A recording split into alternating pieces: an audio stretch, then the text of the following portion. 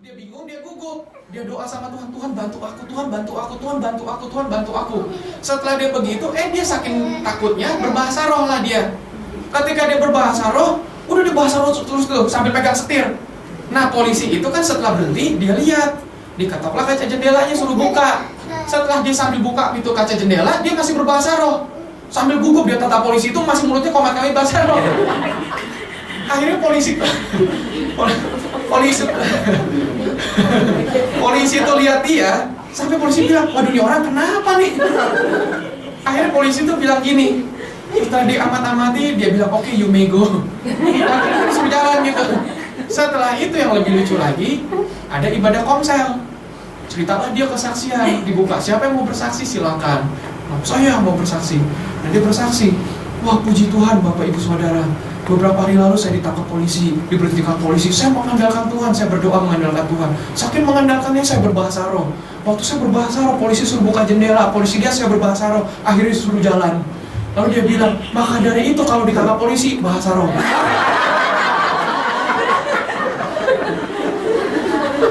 Kalau di sini mau coba silakan. Masing-masing, tanggung masing-masing, jangan salahkan saya. Kalau mau coba sendiri-sendiri ya tanggung ya.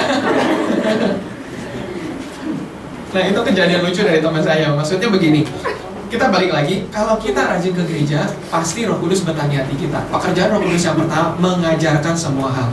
Kita mau apapun, misalnya nih, kita mau lamar pekerjaan, mau datang ke kantor, bawa CV, kita doa sama Tuhan.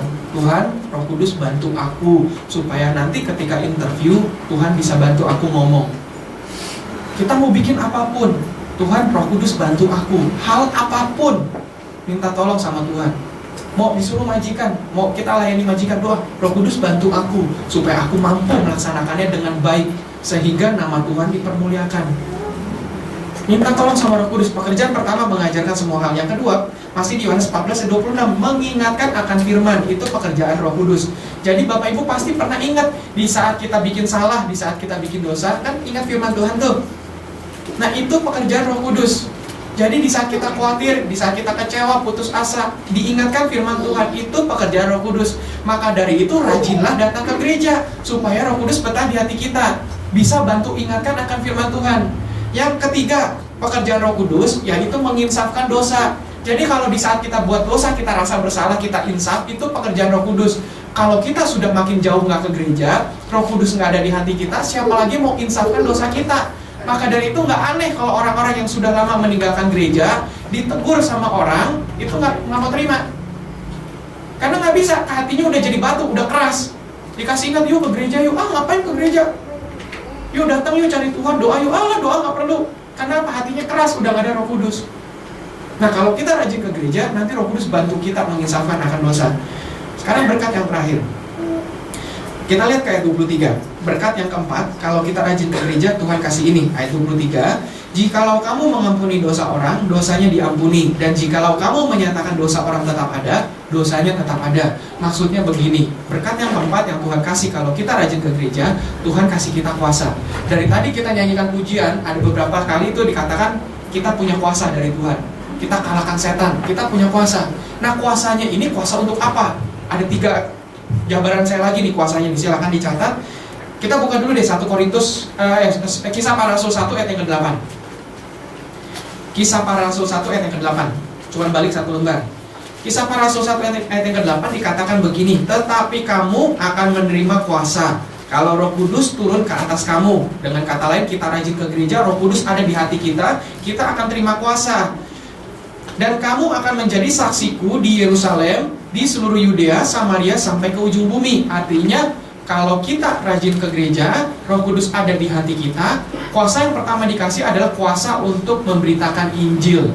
Bapak, Ibu, Saudara semua, kita punya tugas untuk memberitakan Injil kepada orang-orang, supaya mereka pun juga kenal bahwa Tuhan Yesus sudah mati bagi mereka, bangkit bagi mereka, sehingga kita punya jalan untuk ke surga. Tuhan sendiri berkata, akulah jalan, kebenaran, dan hidup. Barang siapa mau datang kepada Bapa, harus melalui aku.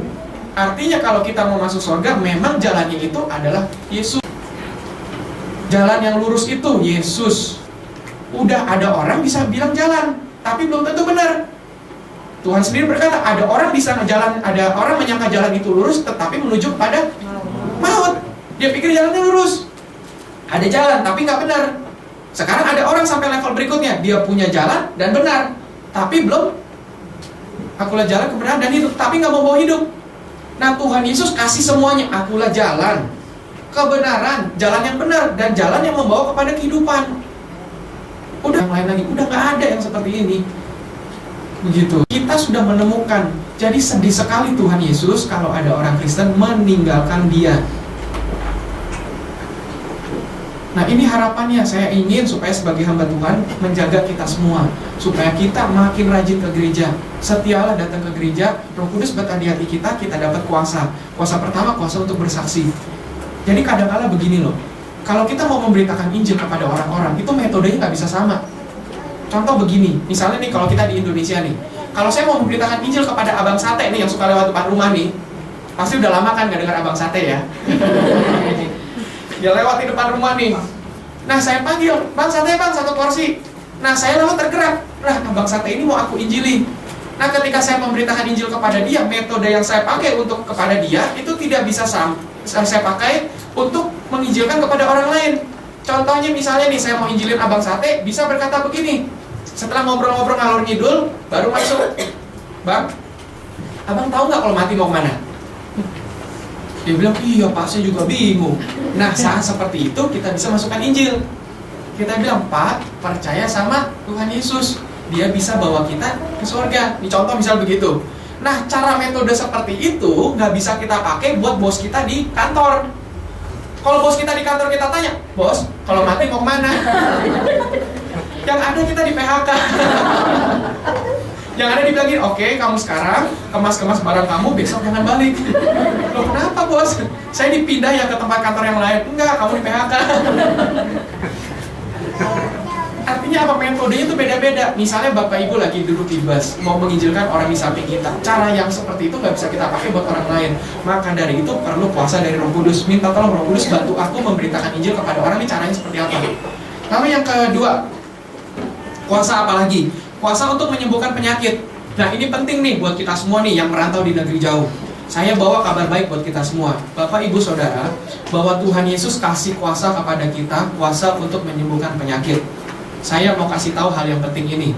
Yang menyembuhkan penyakit kita itu adalah Tuhan Yesus, bukan pendeta, bukan hamba Tuhan. Yang menyembuhkan itu Tuhan Yesus. Dan Bapak, Ibu, Saudara semua, kalau kita rajin ke gereja, dikasih kuasa untuk menyembuhkan penyakit. Mulai sekarang kalau kita sakit, tumpang tangan ke bagian tubuh kita yang sakit. Dalam nama Yesus, penyakit keluar. Kita dikasih kuasa. Memang nggak salah, kita bilang, "Pak Pendeta, tolong dong doakan saya punya sakit." Nggak masalah, tapi ingat, kita pun sendiri punya kuasa. Kita pakai kuasa itu sekarang. Kalau kita sakit, tumpang tangan, dalam nama Yesus, penyakit keluar. Kan pakai nama Yesus, bukan nama Yohanes. Begitu, kuasa itu yang berkuasa. Bapak Ibu punya kuasa tersebut. Nah, pakailah kuasa itu kalau kita sakit. Kuasa yang ketiga, yang terakhir, kuasa apalagi yang Tuhan kasih? Kuasa untuk mengusir setan. Nah, ini yang penting sekali nih, apalagi kalau kita orang Indonesia, walaupun sudah merantau sampai ke sini. Kan kita pun juga kan karena di Indonesia itu dibiasakan kita percaya sama tahayul-tahayul kan. Begitu. Jadi kita sudah selalu akrab dengan yang namanya setan, hantu. Sampai setan pun sekarang di Indonesia itu dibikin film loh. Hebat loh, setan main film. Hantu jeruk purut, suster ngesot, apalagi lama-lama dokter ngesot.